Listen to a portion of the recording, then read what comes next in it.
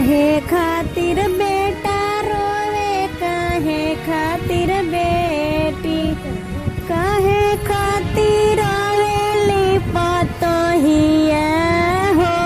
हम तो डोलिया चढ़ के जाई, धान खातिर बेटा रोवे, आदर खातिर बेटी, धान खातिर बेटा रोवे, आदर खातिर बेटी, लइका खेलावे खातिर पतोहिया हो। हम तो डोलिया चढ़ के जाई, शिवा गुरु भेज दिहले डोलिया हो। हम तो डोलिया चढ़ के जाई, काहे खातिर